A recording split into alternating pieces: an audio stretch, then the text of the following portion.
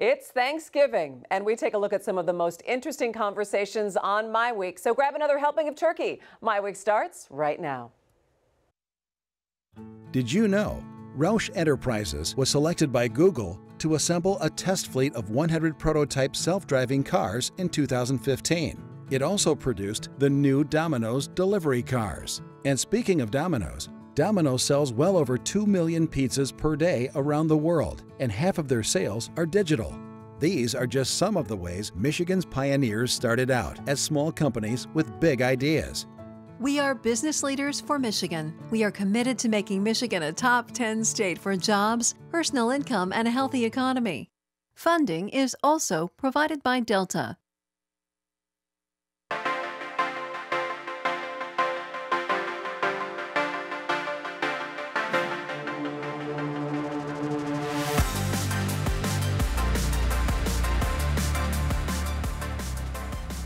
Hi and welcome to MiWeek. I'm Kristen McDonald. We are so glad that you're with us. Happy Thanksgiving. We hope you're enjoying time with family and reflecting on relationships and what really matters.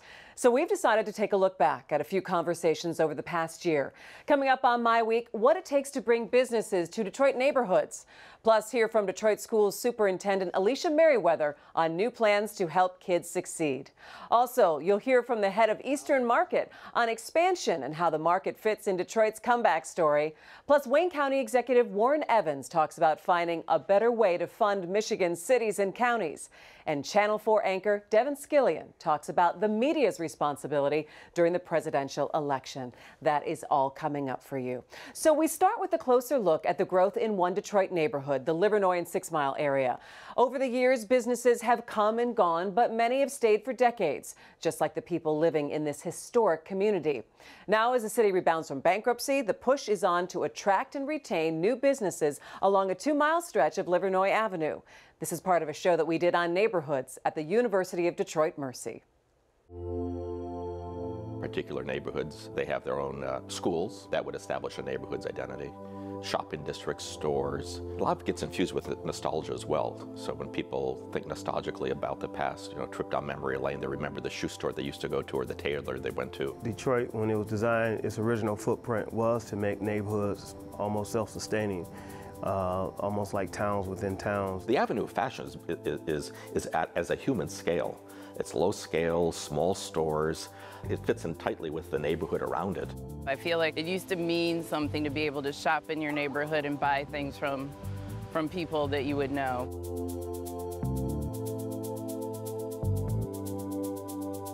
It was the place to be. A lot of Detroit's elite and power players, if you will, shopped the area. It was famous for having specialty stores, people like Grinnell's, B. Spiegel's. It was one of the first places that black people had wealth, so we were very conscious of keeping it in the community at that time. I feel like it used to mean something to be able to shop in your neighborhood and buy things from people that you would know, but it's different now. Now there's like this sense of emergency, so looking at all the new development that's happening in the city, people are noticing that a lot of it is happening downtown, in Midtown, in Corktown, and people are like, oh my God, we have to help the neighborhoods. I guess in some ways you're looking at what's happening at the Avenue Fashion now, sort of an experiment, a live experiment.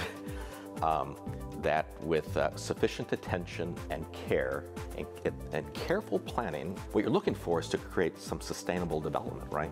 I mean, what will do that? Most of the people that live in this neighborhood have lived here for 20, 30, 40, 50 years. It's not a transient place. It's a place where people have roots. Generations of families live here. They pass the houses down to their children, and the children want to stay in those houses. Myself and my 2 nephews has been working for about 3 or 4 years in developing the whole Cuzzo project. And my nephew, getting him to come back home was big for me, and it was big for the family. The goal is to build from 8 Mile to the Lodge and have it take off from there. And then act as a recruiter, recruit other businesses to make it happen faster. And then just simply begin to duplicate this in other parts of the city. The only way you're going to change something is to invest in it. You can't talk something up. At one point, you got to put your money and your effort and your resources where your thoughts and visions are.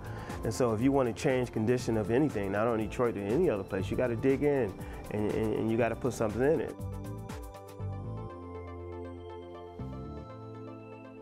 You know, business owners and residents are perhaps the biggest cheerleaders for reinventing the avenue of fashion. They're eager to transform it into the thriving community that it once was.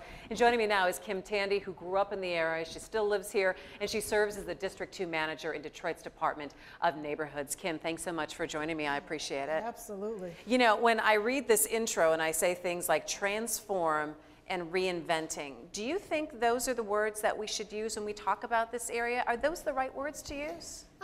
I think so. I think that, you know, we're bringing back something. I grew up in the neighborhood. I was born here, and I still live here. And so I remember when B. Siegel's and those other stores that were just talked about, I remember those places. And I remember the excitement that was on Livernois. So I think we are bringing that back. So we're reinventing that. I hope that we're reinventing it in a 2017, 2018, 3000 way, so that we're not, you know, going backwards, but we are moving forward. And I think we are reinventing some of it. Some of it has been here and has not gone away.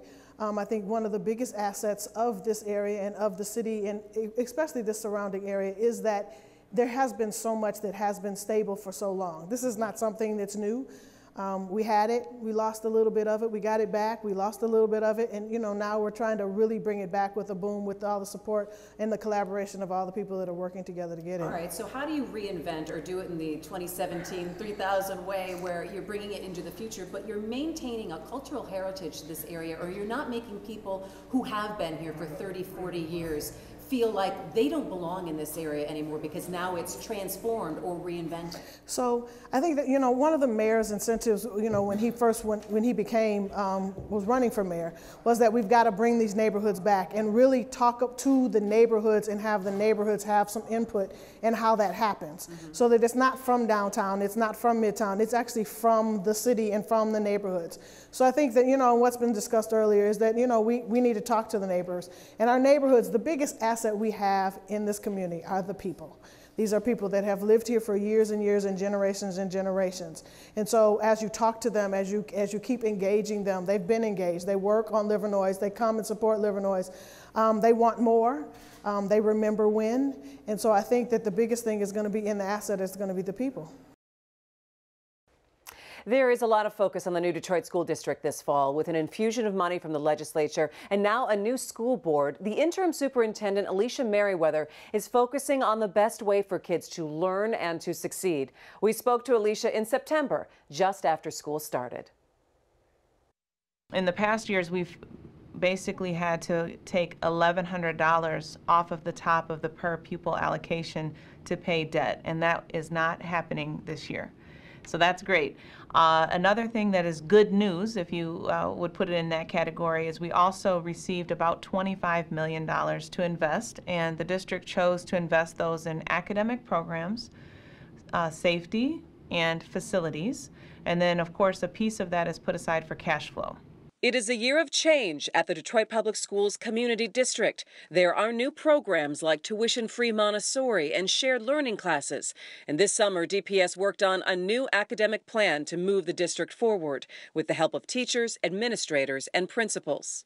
The 5 pillars are literacy, innovation, career pathways, wraparound services, and family and community. So those 5 pillars basically are what we're saying everything that happens in the district needs to be aligned with. Let's just take innovation as one of the pillars. What I'm hoping is that as the district, we really look at ways to remove barriers to innovation. And that goes all the way down to a classroom example. When people in classrooms and in schools feel so constrained by regulations and by expectations and by requirements, that they feel that they cannot branch out in creative ways that they think will be better for their students or better for their school, we really do a disservice. And so what I would hope that people believe is that that pillar of innovation is not just a district concept. It actually should apply to the school level and to the classroom level. And I really would like to see people moving forward and thinking of creative ways to teach content. Meriweather wants to put a focus on reading, supply students with free books to keep, and pushing assignments that go beyond the textbook. In many ways, textbooks, as soon as they're printed, are fairly archaic. And so we need to be shifting towards problem solving, critical thinking, and using assignments that actually stretch kids' brains in ways that help them think strategically and critically with those 21st century skills. What happens in the classroom is one thing, but DPS has struggled with miserable building conditions that made national news after teacher sickouts called attention to the problems. Meriweather says 87 out of 93 buildings are now up to code, and more money is being used to start fixing the others. We're talking about school buildings with 30, 50 classrooms, offices, bathrooms, windows. You know, all of these things take resources, and so we've got to be very conscientious and very focused about how we use the resources we have, and then figure out how to leverage additional resources to get that work done. You cannot just say, we're going to make lesson plans great, and the schools are going to get great. This is so complex. The schools sit within the city context. The school sits within the community. The school sits within the neighborhood. And so whatever's happening in the neighborhood also has to be considered as we're moving this district forward. I've been asked the question, you know, what is your response to students leaving the city to go to schools outside of the city? My response is we need to be focused on being the best, because when you're the best, you don't worry about people going elsewhere. And so my hope is that we continue on this journey towards excellence, and that while I sit in this role as interim superintendent, that I figure out as many ways as possible to remove barriers that would prevent excellence, and then really help drill down resources and support to encourage excellence, and to make sure that what we're offering at every single school is the very best education possible. Well, chances are you've been to Eastern Market, a Detroit institution that is not only a hub for entrepreneurs, but a vital food source for thousands. It's also expanding and part of Detroit's recovery story. We spoke with Eastern Market CEO Dan Carmody this summer. We're celebrating actually our 125th anniversary, and actually to still have relevance after 125 years is pretty remarkable. It's pretty amazing. And really what's happening in the food systems around the country is that the local food movement and people paying more attention to what they eat is changing the food system really as we speak. And so as we talked about Brooklyn, where the largest employer is actually the food sector, the same is true in Detroit. We work with a group of over 300 potential food entrepreneurs, 150 that have already got a product in a scale that they want to sell at our market. Another 150 that through a group called Food Lab Detroit are trying to get to that scale. So there's a huge opportunity around jobs and an entrepreneurship around food these days. Mm-hmm. Yeah, talk about the expansion that you guys are really looking at. I mean, there's a lot that's going to happen and come online in the Eastern Market. It's not just going to be a market anymore. It's going to be a lot of other things. 10-year plan? 10-year vision to make sure we're still relevant 125 years from now. Right. And so for us, people think of the market, sometimes maybe don't think about the neighborhood that has 150 businesses, most of which are food businesses. Right. Every city in the United States that's old at all had a place like that. Most of them are gone because the neighborhood got too popular for bars and boutiques and lofts. That's happening now in Detroit. And so the current market district is at risk. We have 10 companies right now that have to be in larger space within the next few years, or they're going to have to relocate, and we will lose them for Detroit. And so for us, the opportunity in Detroit is we have a lot of land that's vacant near the market, not entirely vacant, but vacant enough that we can envision a mix of uses with industrial in those spaces where we can keep 1,500 jobs that are currently around the market district that are at risk. And actually, with the interest in local food, hope to grow that number, maybe double or triple that over the next 10 years. Okay, as a nonprofit, how do you explain that to investors or people that would want to give here, and the importance of this kind of expansion into new territory for Eastern Market? It does take a lot of work, and it's going to take a lot of hands on board to see this expansion through. Detroit has 96,000 vacant lots, so I mean, it's not just Eastern Market. We need to figure out a template to repurpose urban land with a mix of uses that is job rich, as well as creating neighborhoods where people want to live. And we think the food sector is particularly important because it has the highest percentage of entry-level living wage jobs. And if you're trying to solve unemployment in some of the neighborhoods, those are a good source of jobs to leverage.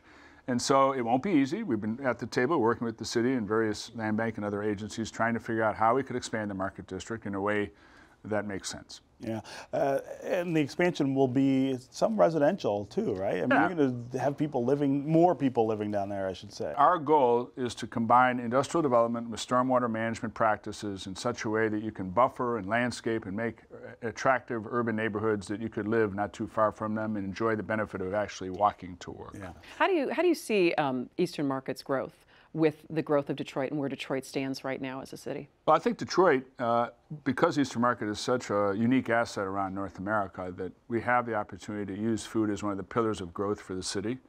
It's one of the most democratic forms of economic development. Of those 300 entrepreneurs I talked about, there's a lot of people from moderate income households whose grandma and grandpa had excellent recipes that they're trying to figure out how to bring that custard pie or the pickle to market. Mm-hmm. And we think that's really important, that the face of Eastern Market and one of the DNA characters is it's always been a place where new immigrants or marginalized people have gotten into a market because of a low-cost access to 30,000 or 40,000 people that come on a Saturday and they can grow their business. And so that economic democracy and that sense of being a working food district, those are the two characteristics that we must fight to maintain over the next 10 years as Detroit embraces hopefully a richer investment pattern than it's had over the last 30 years. Over the past several years, we've seen cities and counties around the state struggle with finances. Wayne County Executive Warren Evans took on the debate of how Michigan funds its cities and started traveling statewide to find possible solutions. Somebody has to take the initiative to try to go around and build some kind of consensus about what we ought to do. And it's got to be a statewide consensus, and it's got to be bipartisan if it's ever going to work. One of the things that I found very quickly in Wayne County was, we can figure out how to balance the budget. We can manage much better than we were managed before, but at the end of the day, the dollars aren't there to do the infrastructure stuff, to do the road stuff, to have enough prosecutors to prosecute cases in Wayne County. There's just not enough money in the budget to do the things that the public expects us to do, and quite frankly, that we think we ought to do. And so that's just a problem. The formula, and I think it's a common problem wherever you go in the state. There may be some little nuanced differences, but in reality, the funding for local townships, cities, and counties is not adequate to get the work done. All right, so what are we doing wrong? What are we doing wrong in Michigan that, say, maybe other states aren't? Well, I mean, we're at the bottom in the country in terms of the money that we're sending back to local communities. I mean, it kind of originates with us being the global us, which are taxpayers throughout the state, and we're getting a significantly smaller share, continually smaller share of that money coming back to us. Now, I mean, it's an extremely complicated subject, and I am absolutely no expert. And so what we are trying to do is take those experts, the folks from Citizens Research Council and folks from MSU Extension, finance experts who know, number one, how do we get to where we are? And number two, what are some of the potential solutions and what were the pitfalls that helped create a situation where those didn't work in the past? And so we're trying to build consensus and trying to educate ourselves, certainly me, but other local officials, as to those things, what the problems are, what can we possibly do about it. Yeah, I mean, this is something that we'd love to see someone like the governor doing, going around the state, building consensus for something like this. But what are you hearing from people in other parts of the state? I mean, generally when we talk about these things here, we're talking about Detroit and Wayne County, Oakland and Macomb to some degree. But I would imagine you're hearing stories from people in other parts of the state that might sound pretty similar. Yeah, they do, and I think timing in a lot of things is everything. And I think the timing right now is a good one to revisit it, as long as you're revisiting it openly to try to figure out, okay, what are solutions that benefit all of us, not short-term grabs at things. And I mean, when you see the economy improving, and then you see that the revenue is not improving at all, it's kind of a shock to folks. Okay, wait, I understand when things are bad and we lose revenue, but when things are better, where's the additional revenue? Some of these communities are paying 50% or more of their general fund budget or of their budget to pay for retiree health care and pensions. I don't know what your percentage is. I know you've brought it down, but that goes up all the time. You've got suburban communities with retiree workforces 2 and 3 times the size of their serving workforce, and still have provisions in place where people can go out in their 50s and retire and start collecting their full pension. You did yourself. And so how in the world can taxpayers ever stay ahead of that if we don't get the cost side of this fixed first? Well, obviously the cost side has to be contained. And you know, in Wayne County, we made a concerted effort to start working on that. I mean, it's such a complex problem till I think the only way to do it is to go around, educate ourselves, listen to what folks throughout the entire state are seeing, hearing, and try to get together and deliberately think through what are some of the ways, what are the options that we have, and what might we do to at least make it better. Well, I know you've probably had enough politics to last a lifetime, but Stephen had an interesting conversation with Channel 4 anchor Devin Scillian about the role of the media in this presidential campaign and the soul-searching the media may have to do now that it's all over. We spoke to Devin the night before the election. So I waited a long time to ask you this question in front of a camera. Why are you doing such a bad job? You know, it's a really good question, but I have told you quite seriously that when all this is over, the press really needs, we've got a lot of soul searching to do. We're in a bit of a crisis. We did help create the Trump candidacy at the expense of all of those other Republican candidates early on. I can't think of anybody else that Meet the Press would take on the phone, but they were willing to do that with Donald Trump. We also, though, have reached what I call a post-truth world, where you've got an awful lot of the media trying to do the fact-finding and the truth-telling and say, well, this isn't true, but this is, and people aren't believing us. And that's a real crisis for journalism. Yeah. So how do you pull it back? I mean, we won't see, I don't think, another campaign quite like that of Donald Trump anytime soon. I mean, this is there is an anomalous sort of dynamic to this. I mean, I've used this analogy before. It's sort of a little like watching Oldsmobiles run off the line in an auto plant, and all of a sudden there's this other strange vehicle that's got the wheels on the top, and maybe it's on fire, but everyone wants it all of a sudden. Everyone's buying it. I mean, there was sort of necessary attention paid to him. How do you sort of deal with that after the election? Well, it's really difficult to think of us all dealing with it as one. I always laugh when people talk about the media's agenda. You get 5 reporters together, they can't even agree on what to have for lunch. And if there is an agenda, nobody's including me on the emails, or I'm not going to the meetings. Don't say emails in this Yes, you're good point, fair point, good point. Sorry. But I also, it is kind of nuts, though, the way that we've ended up where we are today, given that we rely, our stock and trade really is sort of the idea of the truth, and yet there's no premium on that. Now, when you say that you don't think that we'll have another candidacy like this, I do think that we have found, that the politicians have found there is another way. And that is to go all the way around us. And the candidates of the future will be people like Donald Trump, who have, I don't know, 22 million Twitter followers, and people like Hillary Clinton, who really don't talk to reporters. Right. I mean, she really hasn't done a news conference in ages. Right. I mean, it's one of the things that has been sort of overlooked here is her truculence with the press, which is long-standing. So what do you do if you're us, or you, I should say? How do you regain people's trust after something like this? Is it about changing coverage, or is it about the way we think about or present the coverage? Well, I certainly think that we need to be more serious within the industry about the way that we've gotten to the point where we kind of have amused ourselves to death. I always tell people that when I was in journalism school, I was taught that the primary function of a journalist was to go out and find the things that are important and then come back and try to make them interesting. Today we get it backwards. We go out, we find crap that's interesting, and we try to make it seem important. And that is a terrible conundrum we have placed ourselves in. People always say to me, well, you know, journalism's a business. It's true, it's a business, but there's a reason why it's the only business mentioned by name in the Constitution. We got to get this right. And that is going to do it for My Week. Thanks so much for joining me. Enjoy the holiday with your family, and we'll be back with another My Week next Thursday right here on Detroit Public Television. From all of us here at DPTV, I'm Christy McDonald. Thanks so much for watching, and we will see you next time. Take care.